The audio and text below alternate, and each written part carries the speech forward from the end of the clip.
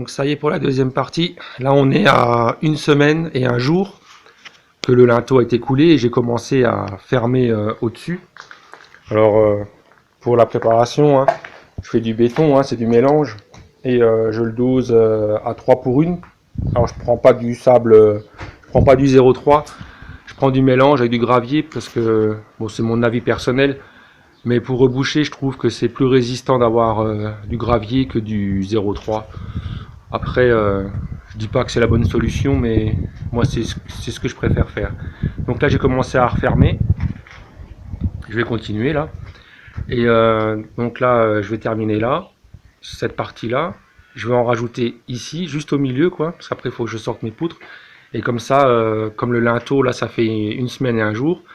Je le laisse encore tranquille 2 semaines. Il aura donc 3 bonnes semaines. Le haut, bah, il aura bien séché aussi. Et ensuite, j'enlève les plaques qui sont en dessous avec les madriers. J'étaye mon linteau et je vais remonter devant. Mais avant de faire ça, on descendra le reste. Et là, je ferai une semelle béton là, une semelle béton de l'autre côté. Et je pourrai monter mes 2 petits murets d'agglo pour soutenir mon linteau. Donc pour le calage, voilà comment je fais. Hein. Je mets du béton. J'ai un bout de bois là, à carré en fait. Il me sert à pousser le béton vers le fond pour que ça aille bien partout. Je prends des bouts de pierre que je casse et je les enfonce bien dedans. Après avec la massette ou le bout de bois, pareil, je tape jusqu'à ce que j'arrive bien à rentrer en contact avec la partie supérieure. Alors vous faites comme ça pour la première moitié. Parce que forcément jusqu'au bout j'arrive pas à le faire correctement. Donc vous le faites sur la partie là tout le long correctement. Et une fois que vous avez fini toute la face de ce côté, vous allez de l'autre côté, vous faites la même chose. Et toujours bien bourré, mettre des cailloux bourrés pour qu'il y ait un maximum de contact entre les deux.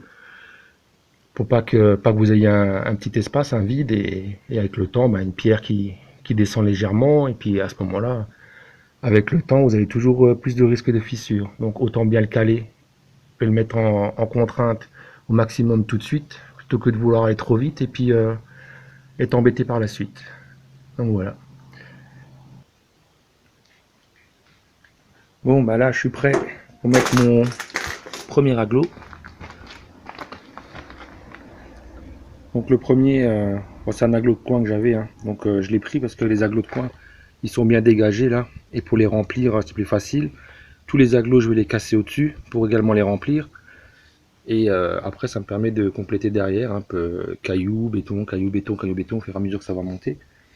Donc moi j'ai choisi de mettre du béton, pas du sable en 0,3, du mélange de nouveau. Il est assez compact, hein, pour pas que quand je monte dessus, bah, il s'écrase trop vite. Et bah, en fait vous le mettez à niveau. Prenez votre niveau. Vous réglez bien votre... on voit quelque chose là. Vous réglez bien votre bulle, qu'elle soit au milieu. Pareil de l'autre côté. Comme ça vous êtes tranquille. Et si vous n'êtes pas sûr de votre niveau, vous prenez un fil à plomb. Non, attendez. Prenez un fil à plomb, vous le mettez contre en haut, et sur le côté en bas, vous vérifiez si vous êtes à fleur. Enfin, c'est pas plus compliqué, hein.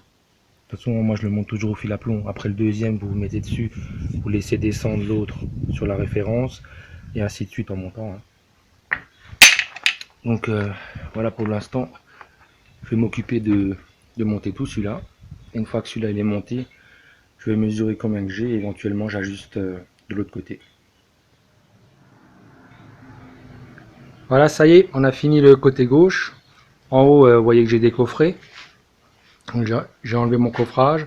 J'ai retiré quelques chevrons qui étaient en travers. J'ai étayé par en dessous. J'ai bien mis en pression le linteau. Et ensuite, bah, j'ai directement terminé tout le côté là, hein. Donc comme vous avez dit, hein, vous avez vu au début, hein, les premiers. Et à chaque fois, je casse au-dessus, je remplis, je casse au-dessus, je remplis. Ce qui fait que ça fait comme un poteau en fait, hein. Bon, si vous avez des agglos coffrants, utilisez-les, hein, c'est encore mieux, vous vous embêterez moins, vous ne perdrez pas de temps à casser, hein. Là j'ai mis une petite couche de crépi, j'en remettrai une deuxième. Et là, en bas, de ce côté, j'ai préparé mon deuxième départ. Je vais reculer. Donc là j'ai mon deuxième départ et entre les deux je me suis mis à 2,42 m. Et donc jusqu'à demain il va tirer et hop pareil je monte et je fermente le tout. Un petit coup de crépi et après il me restera plus qu'à enlever les 2-3 poutres qui traînent là-haut, boucher les trous et on sera bon. Ça y est les amis, on arrive au bout. Côté droit, ben, ça y est, vous voyez, hein, il est monté. Même procédé que l'autre. Là, je viens de mettre une première petite couche de crépi, une accroche, tout le tour. Et il me restera plus qu'à faire boucher les gros trous là. Au niveau là, là j'ai un renfoncement qui est assez important là, au niveau là. Donc là, je commencerai par là, une deuxième couche bien épaisse. Et après, en fait, il me restera plus qu'à terminer avec une dernière couche, tout le tour propre. Et là, en fait, vous voyez là, alors je vous montre, hein, vous voyez là, ça, on a l'impression que ça fait la cuvette. En fait, il cintre pas, hein, je vous rassure tout de suite. C'est juste que là, en fait, là, je suis monté plus haut quand j'ai balancé mes pelles de linteau.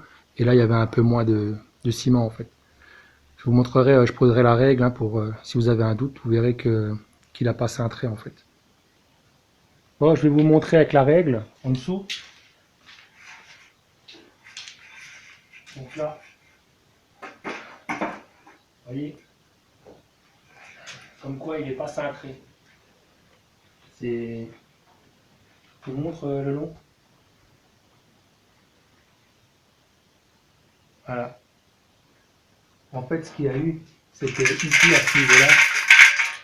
à ce niveau-là, en fait, j'ai moins de matière. Là, j'en ai plus. Là, j'en ai plus. Là, j'en ai moins. Et de loin, ça donne une illusion de cintrage, mais comme ça, vous avez vu qu'il n'est pas cintré. Et je pense que quand tout sera fini par la suite, pour ceux que ça intéresse, je vous montrerai comment on fait des fausses pierres en béton. Imitation pierre de taille, là on fera une grande, une petite, une grande. Et pourquoi pas, mais alors juste la face, je ne ferai pas le dessous parce que je veux garder ma hauteur. Et le retour, je sais pas. Mais je vous montrerai déjà sur la face. Après, si vous voulez faire tout un ensemble de pierres, hein, qui va de là jusque là, c'est le même procédé. Mais moi, je pense que je vais garder ma largeur. Et je vous montrerai comment on fait croire que ça, par exemple, c'est un gros bout de pierre, un vrai bout de pierre qui a été posé en entier, alors que ce sera un linteau. Et comment on fait ces fameuses fausses pierres, comme vous avez déjà vu dans une de mes vidéos. Ça fera un petit tutoriel pour ceux qui veulent un petit peu faire des choses chez eux, ou de la fausse pierre sur un coin ou un pan de mur. Je vous donnerai les bases, les principes. C'est ce que j'ai appris, hein, je vous cache pas, moi je l'ai appris en cours à distance. Je vous montrerai les bases.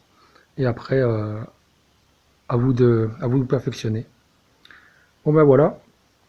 Sinon pour cette fois, le tuto est fini là. Enfin le tuto, comment ouvrir un mur en pierre est fini. Alors pour résumer, ce que moi je vous dirais, avant d'ouvrir, trouvez-vous des poutres, principalement en chaîne, des bonnes poutres bien balèzes. Vous les espacez tous les 40. Vous poussez bien à toc. Et seulement après vous ouvrez. Parce que moi j'étais quand même faible avec mes poutres, hein, j'ai un peu sous-estimé la charge qu'il y avait au-dessus. Et comme elle flambait et que mes poutres, j'avais peur qu'il y en ait éventuellement une qui cède, j'ai commencé par le linteau. Mais l'idéal, c'est d'avoir vraiment des bonnes poutres en chaîne, tous les 40. Vous ouvrez tout votre pan, vous montez vos côtés. Et à ce moment-là, vous coulez votre linteau sur vos côtés. Ce sera bien plus simple que de faire comme j'ai fait, parce que pour remonter et venir bien en dessous, il faut bourrer, il faut pas qu'il soit trop liquide, sinon le ciment il se barre, et puis c'est plus embêtant que de couler sur des poteaux, quoi. Sinon voilà, ben, je m'arrête là, et on se revoit bientôt pour autre chose. Allez, ciao!